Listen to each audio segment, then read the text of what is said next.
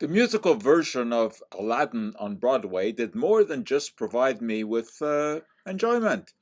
It sparked a curiosity about why the genie's domicile was referred to as a lamp. Certainly didn't look like any lamp I had ever seen, so I had to look into the history of lamps. Obviously, pretty easy task these days with online resources ready to spew out more information than anyone ever needs. It quickly became clear that the genie had emerged out of an oil lamp. In the days of Aladdin, that would have been olive oil or sesame oil.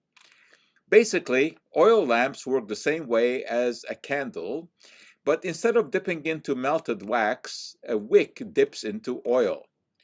The earliest such lamps date back some 10,000 years and were made of stone, later succeeded by clay and bronze lamps.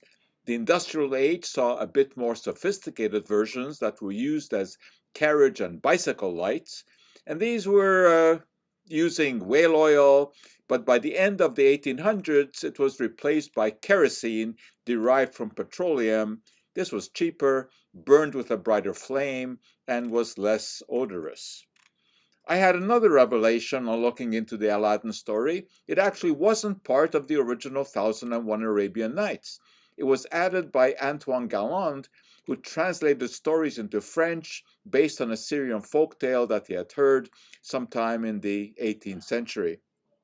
Anyway, then I started to look into the original stories and came upon one about a desperate merchant who had not been able to father a child for 40 years.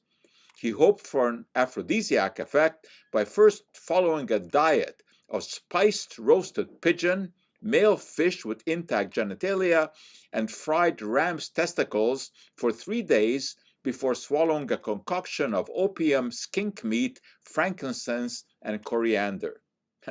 What's wrong with this story beside the fact that this regimen does not have an aphrodisiac effect? Aphrodisiacs are substances that are supposed to increase libido, sexual attraction, and prompt sexual behavior, but have nothing to do with male fertility, which depends on delivering an adequate amount of healthy sperm. If the merchant had a low sperm count, even if there were a true aphrodisiac effect that triggered extra activity with his wife, the problem would not have been solved. Of course, the stories in 1001 Nights were written about 1,000 years ago when the causes of infertility were unknown. The writers of these stories had no scientific background, but Moses Maimonides, who lived roughly around the same time, was a physician who recommended a similar regimen, albeit not for infertility.